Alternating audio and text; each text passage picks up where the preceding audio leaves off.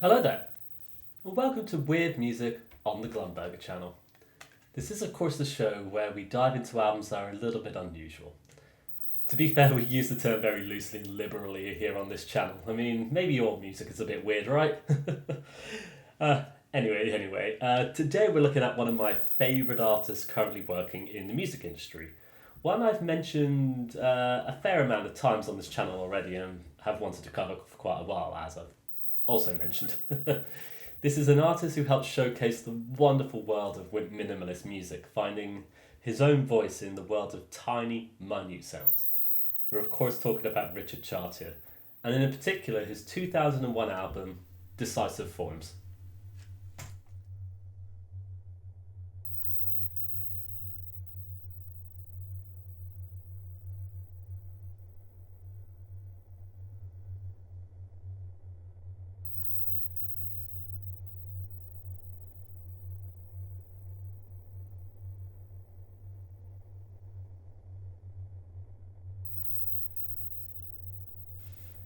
So you know what's coming at this point. Who is Richard Chartier?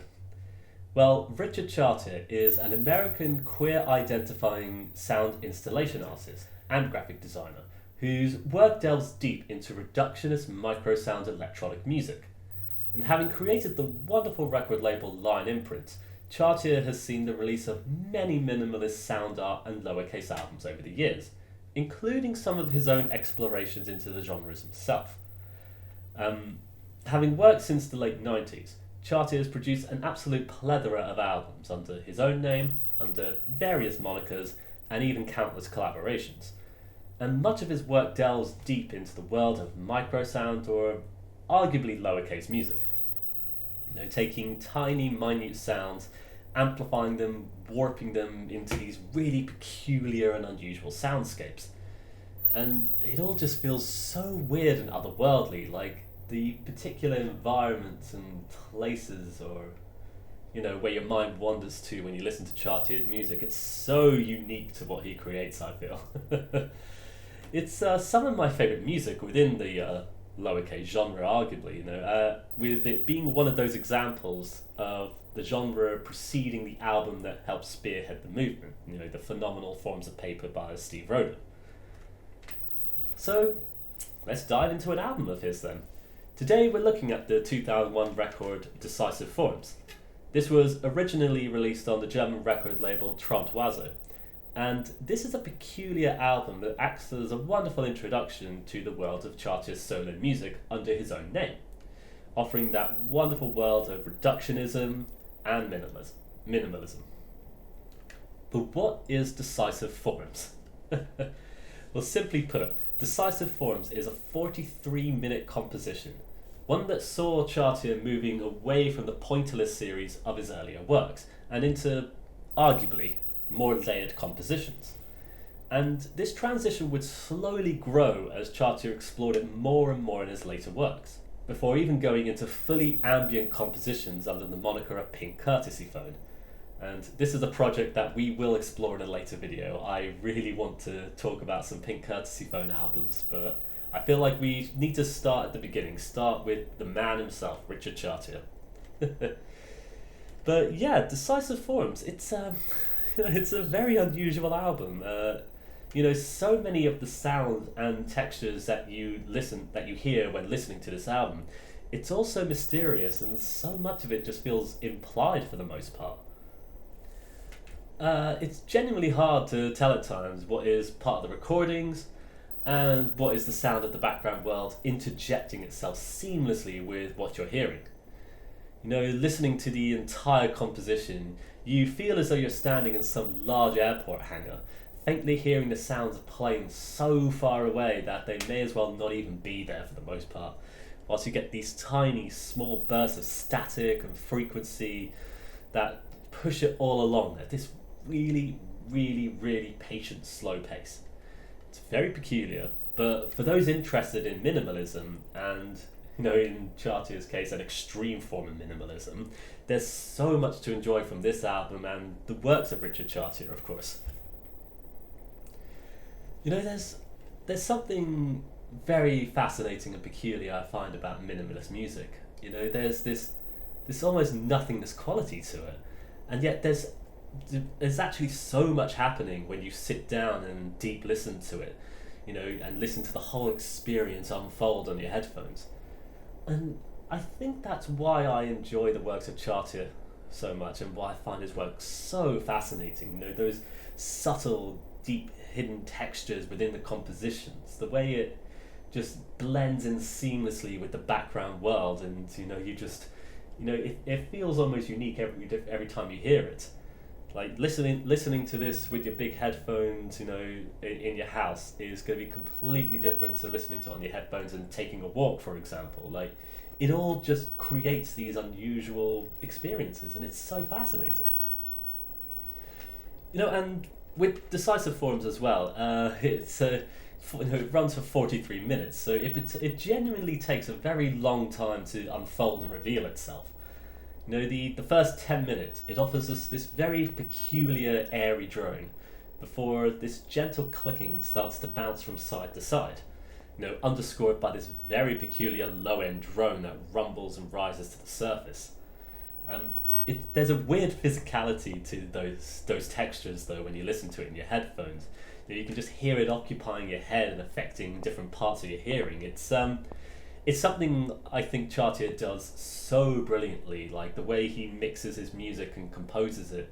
You know, you get all these peculiar sound effects, and it just occupies every spectrum of your hearing, I would argue. It's a bit of an odd way to describe it, but I think that's the best way to do it. And so, yeah, you get another 10 minutes of that unusual sort of like low-end drone kind of thing before you get another change in the composition, with it going back to that sort of very airy drone, but this time underscored by this very peculiar rising and swelling. And it's once again, for me, it feels like being stuck in that airport hangar, except feeling so physically reduced to such a small size that the slightest movements of anything, just trigger this chain reaction of sounds that build up and just attack you, come out of nowhere. And there's something almost scary and a bit unsettling about it, and about the world around us, or how listening to this makes you perceive it, if that makes sense. It's like everything's looming over you in this really threatening and peculiar way.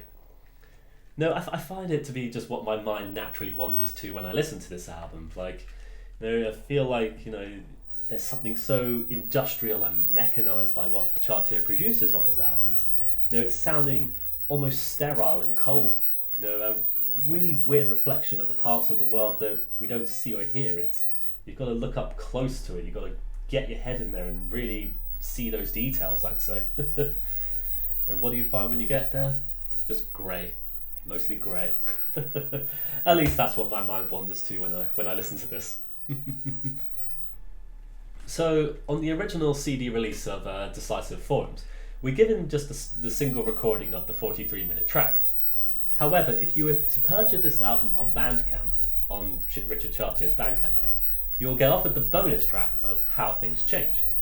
And this further pushes everything back to that minimalist world of reductionism. It's an interesting bonus track that is arguably more ambient, but with the world of Chartier, points like that are incredibly moot. It's got these wonderful rising drones, but it's still exploring minimal aspects of composition.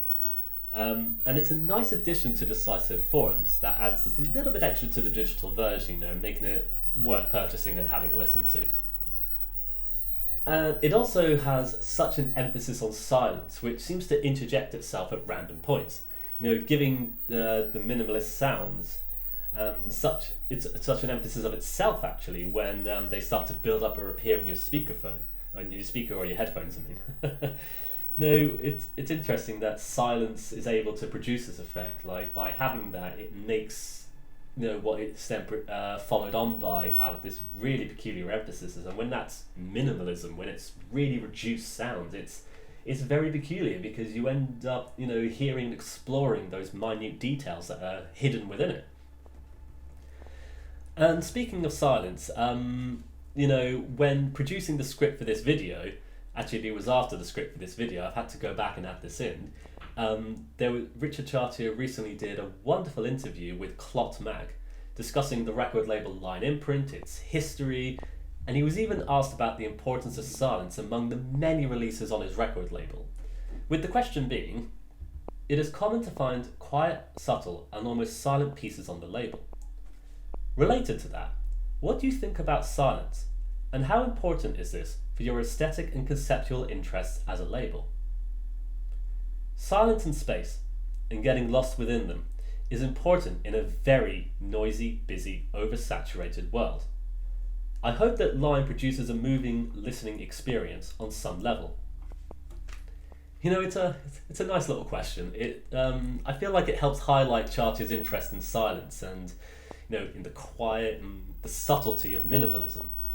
And for those who might not have an interest or an understanding of this particular style of music, perhaps this answer offers a form of understanding for what is arguably one of the most inaccessible genres of music. It's such an extreme on the spectrum. Like I get why this is inaccessible for most people, but regardless, I would recommend giving this interview a read. It's truly fascinating dive into one of the most prolific artists within the genre, and a really amazing explanation about one of the most interesting record labels out there. And there's even this wonderful section though where Chartier mentions the creation of Line came out of necessity when his 2000 album series was rejected from various record labels for being too quiet and too minimal. Oh, there's something kind of funny about that, I feel. So yeah, Decisive Forms, it's definitely a peculiar album, with its appeal being really difficult to glean at times. But for me, I find minimalist compositions to just be really fascinating, especially when you sit down with them. You just stick on your headphones, you get lost with them, and it starts to reveal so much about themselves that, just background listening would completely ignore. And sure, it does demand a lot from you, I would argue, but when it clicks for you, when listening to this kind of music makes sense all of a sudden, it becomes some of the most incredibly rewarding music to listen to. And, there's such attention, such details, such due process, I'd say, going into the works, especially into Chartier, like the works of Chartier himself. It certainly showcases him as one of the most important composers working within the minimalist music scene. And considering the work that Line Imprint has done in pushing out more and more artists within this genre, it's like fair play to Chartier. He's really created a wonderful platform for this style of music. And thus I believe we've come to the end of today's episode of Weird Music. I'm so glad to have taken the time to discuss Richard Chartier and his music. His compositions are confusing and baffling, but they seem to have this genuine effect on me when I sit down and listen to them. In a future episode, like I mentioned, we will be exploring one of his most interesting projects, the woozy, narcotic world of Pink Courtesy Phone. So if you've enjoyed today's episode, do keep an eye out for that episode when it comes. Speaking of as well, if you watching this now have any suggestions for future episodes, feel free to suggest it in the comments. I will do my best to have a look at them and explore them and have a discuss what my feelings are on what you think is particularly unusual or weird music.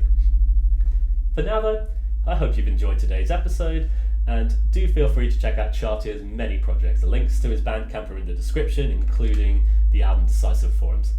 For now though, I wish you all the best. I hope you take care. All the best, and bye bye for now. Bye bye.